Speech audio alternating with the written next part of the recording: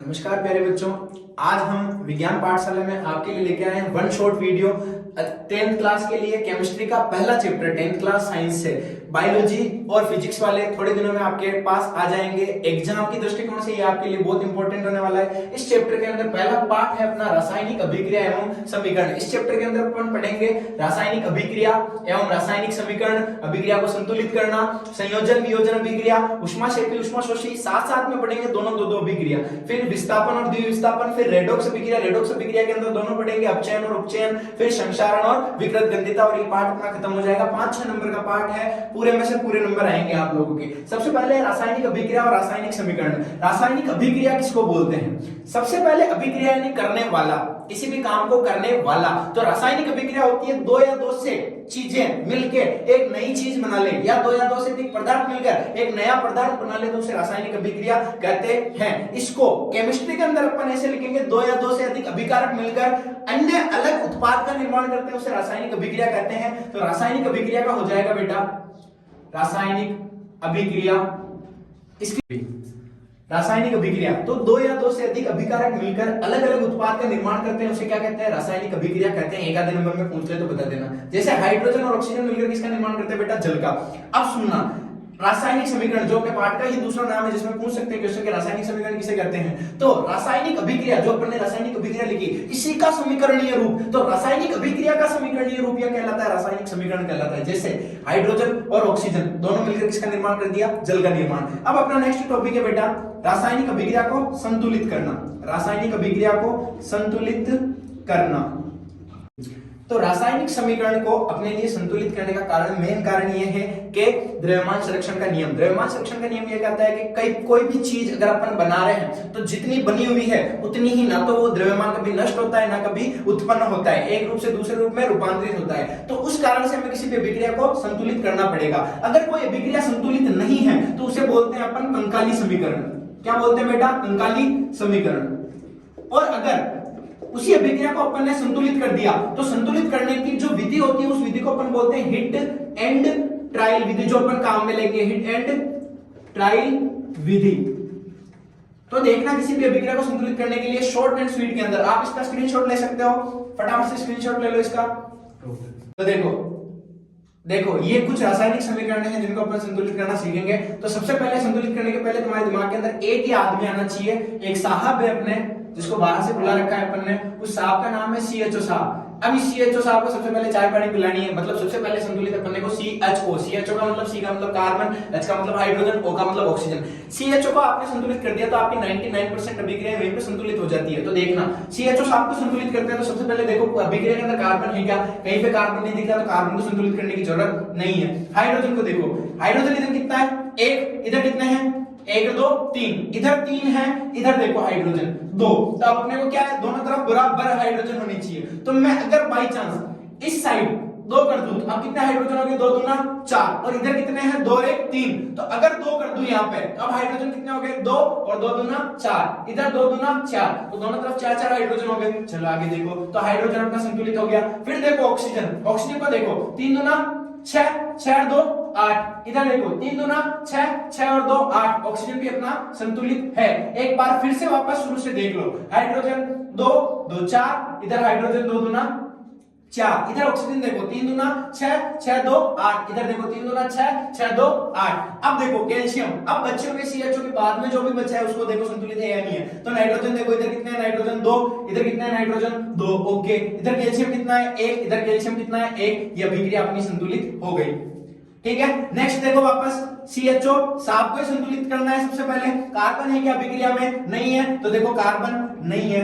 Hydrogen है क्या? हाँ है। इधर कितना हाइड्रोजन है? 1 2 3, इधर कितने हाइड्रोजन? 2। तो सेम एज इट इज, इधर 2 किए तो कितने हो गए? 4, और इधर 2 किए तो अब कितने हो गए? इधर बेटा 2 और 2 4, इधर 2 दूना 4, बराबर है। अब देखना आगे, हाइड्रोजन हो गया संतुलित। अब ऑक्सीजन को देखो, 2 ऑक्सीजन इधर, 4 इधर, 2 4 6, इधर देखो 4 2 6, ऑक्सीजन भी अपना संतुलित हो गया। अब देखो सोडियम, इधर सोडियम 2, इधर सोडियम 2, बराबर है। इधर सल्फर 1, इधर सल्फर 1, अपनी अभिक्रिया संतुलित है। ऐसे करते हैं बेटा, CHO से सीधा अपनी अभिक्रिया संतुलित हो जाती है। आगे देखिए, तो अब तक अपन ने दो टॉपिक कंप्लीट कर लिए, रासायनिक अभिक्रिया हो गया, रासायनिक समीकरण हो गया, संतुलित अभिक्रिया हो गया। तो अब तक देख लो रासायनिक अभिक्रिया किसे कह रहे थे, दो या दो से अधिक अभिकारक मिलकर अलग अलग उत्पाद का निर्माण करते हैं, उसे क्या बोलते हैं, रासायनिक अभिक्रिया। और रासायनिक अभिक्रिया का संतुलित रूप रासायनिक समीकरण। आगे देखो, और संतुलित अभिक्रिया, जो अभिक्रिया संतुलित नहीं है उसे कौन से समीकरण बोलते हैं, कंकाली समीकरण। और अभिक्रिया को संतुलित करने के लिए अपन कौन सी विधि काम में लेते हैं, हिट एंड ट्रायल विधि। आगे देखो,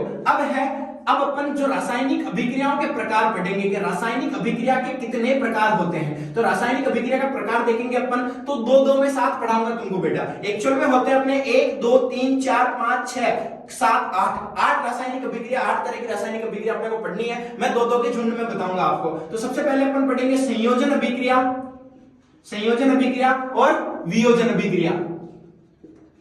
वियोजन अभिक्रिया, तो सुनो अब मेरी बात, संयोजन और वियोजन अभिक्रिया के अंदर क्या होता है, संयोजन मैथ्स के अंदर आपने सुन रखा होगा संयोग, संयोग यानी होता है जुड़ना। किसका जुड़ना, अभिकारक जुड़ेंगे, ऑब्वियसली बात है, केमिस्ट्री पढ़ रहे हैं तो अभिकारक, तो दो या दो से अभिकारक जुड़कर सिर्फ एक उत्पाद बना दें तो उसको बोलेंगे संयोजन अभिक्रिया। और वही एक वियोजन यानी होता है टूटना। कौन टूटेगा, मैं टूट सकता हूं, हाँ, क्योंकि मैं एक हूं। दो जने कभी टूट सकते हैं, दो मार्कर को आप अलग अलग हैं, पहले से अलग है, उसको आप तोड़ सकते हो, नहीं तोड़ सकते हो। तो वियोजन अभिक्रिया के अंदर एक चीज टूटेगी, कौन है, मान लो एक मार्कर, तो ये एक अभिकारक टूटकर छोटे छोटे उत्पाद बना ले, उसे वियोजन अभिक्रिया। तो देखो संयोजन अभिक्रिया किसे कहेंगे कि दो या दो से अधिक अभिकारक आपस में संयोग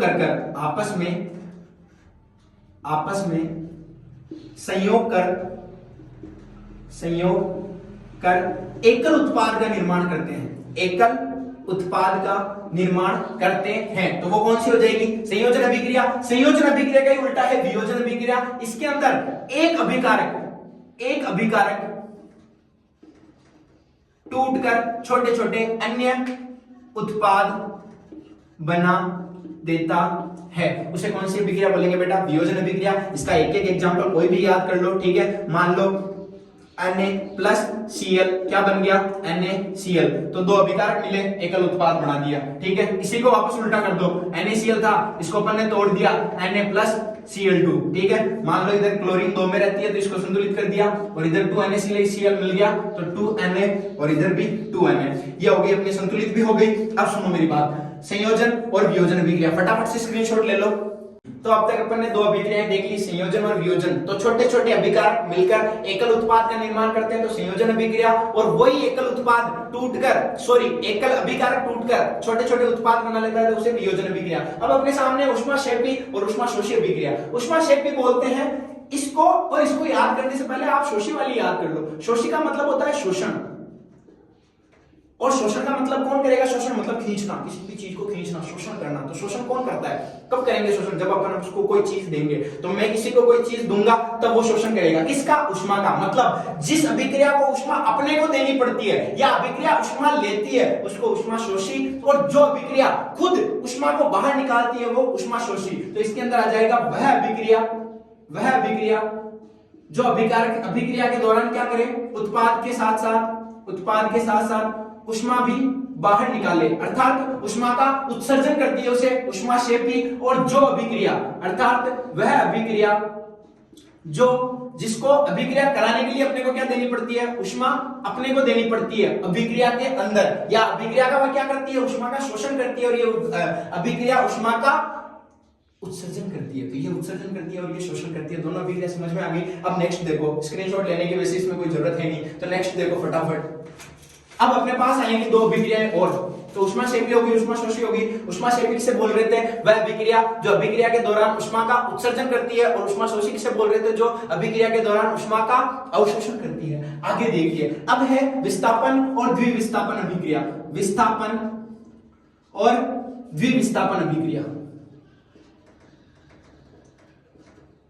विस्थापन और द्विविस्थापन अभिक्रिया। सबसे बढ़िया विस्थापन यानी सरकना, एक जगह से दूसरी जगह जाना। तो कोई भी ज्यादा क्रियाशील, अब मैं बोलूंगा तुम कब किसी चीज को सरका सकते हो, जब ज्यादा ताकतवर आदमी आए, आप जिस सीट पे बैठे हो उस सीट से आपको हटा दे, इसका मतलब वो आगे वाला ज्यादा ताकतवर है। विस्थापन मतलब आपको वहां से हटा दे। तो जब ज्यादा अभिक्रियाशील तत्व कम अभिक्रियाशील तत्व को उसकी जगह से हटा दे तो कौन सी अभिक्रिया होगी? विस्थापन। और द्विविस्थापन का मतलब इसकी टोपी उसके सर, मतलब मेरी जगह पे तू बैठ जा और तेरी जगह पे आके मैं बैठ जाऊं। समझ में आ गया द्विविस्थापन और विस्थापन? तो विस्थापन के अंदर क्या है? ज्यादा क्रियाशील तत्व क्या करेगा?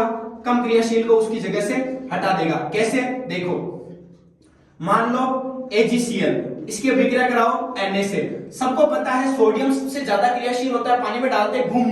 अब देखो, तो सोडियम की अभिक्रिया कराते हैं, सोडियम किसको हटा देगा? यहां से Ag को हटा देगा और Ag की जगह पे बैठ गया तो क्या बन गया? NaCl plus Ag।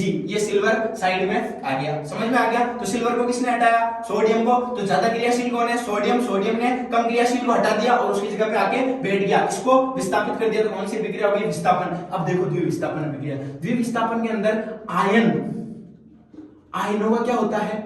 आदान प्रदान।